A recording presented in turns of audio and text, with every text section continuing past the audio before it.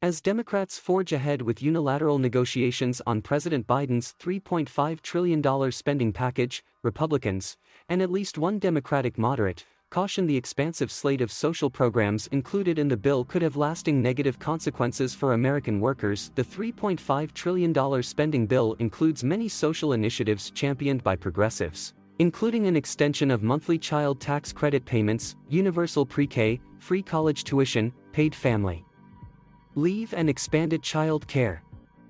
Biden and progressive backers say the slate will create a more inclusive economy that will provide new opportunities for low- and middle-income families. Under the plan, a grant program would make free community college available regardless of people's basis of citizenship, alienage, or immigration status. Medicare would add dental, hearing, and vision benefits to its coverage. And the government would shell out some $200 billion to establish universal pre-kindergarten for kids 3 and 4 years of age. But critics say Biden's social spending programs will effectively create a welfare state that will hurt the ongoing U.S. economic recovery and expand the government's influence over workers.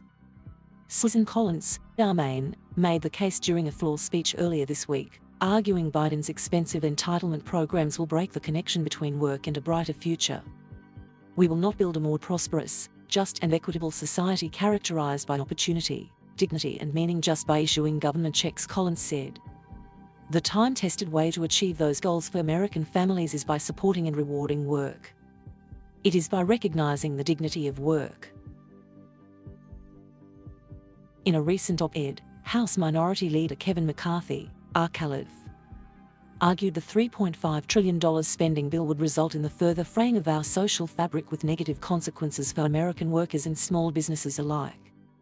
The proposal would eliminate the child tax credit as we know it, replacing it with welfare without any work requirement, McCarthy wrote. Republicans believe the family is the foundation of a strong society, which is why we have supported expanding the child tax credit in the past.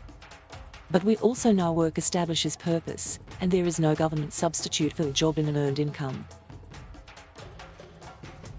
Senator Marco Rubio took aim at the Democrat-backed child tax credit program in June, just weeks before the first monthly payments were disbursed. The spending bill would extend the payments for an additional 4 years. Biden and other Democrats have called for them to be made permanent. Despite Democrats' claims, this is not a pro-family plan, Rubio wrote in June. It would recreate the failed welfare system that President Clinton and then Sen Biden opposed in the 1990s, when there was a bipartisan consensus that the goal of welfare should be to encourage work and marriage rather than dependency. Republicans universally opposed Biden's Build Back Better plan, prompting Democrats to move forward with budget reconciliation. With a razor-thin majority in Congress, Democrats need to stay united to pass the legislation by a simple majority vote. Sen. Joe Manchin, a key moderate, has joined Republicans in arguing monthly child tax credit payments should carry a work requirement to incentivize parents to participate in the economy. House Minority Leader Kevin McCarthy says the left are conning the American people in spending push on Kudlow earlier this week. Manchin drew criticism after he said he was concerned about entitlement mentality versus rewarding mentality when considering Biden's spending bill. Proposing a historic expansion of social programs while ignoring the fact we are not in a recession and that millions of jobs remain open will only feed a dysfunction that could weaken our economic recovery, Manchin added in a statement Wednesday. Biden has struggled to reach an agreement that satisfies both progressives and moderates on legislation that he touted earlier this month as an investment in America's future. These are long-term prosperity we're talking about lowering the cost of living for families, creating millions of good-paying jobs for hardworking Americans, Biden said on September 3. It's about helping more people to work by helping ease the burden that parents bear, especially mothers, keeping them out of the job market. The criticism from Republicans and some moderates within their own party has done little to dissuade progressives who have called for the $3.5 trillion spending plan to pass Congress intact.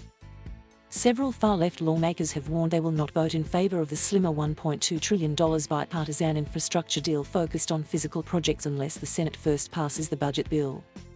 Wyoming Republican discusses the real cost of the president's tax and spending on Kudlow. Progressives say the full slate of programs included in Biden's spending bill, including social initiatives as well as affordable housing and expanded health care, are necessary to help struggling families. Moving forward without the Build Back Better Act would put long overdue investments in childcare, paid leave, healthcare, affordable housing, pre-K, community college, climate action, and a roadmap to citizenship for dreamers, GPS recipients, and essential workers at risk, the House Progressive Caucus said in a statement earlier this week.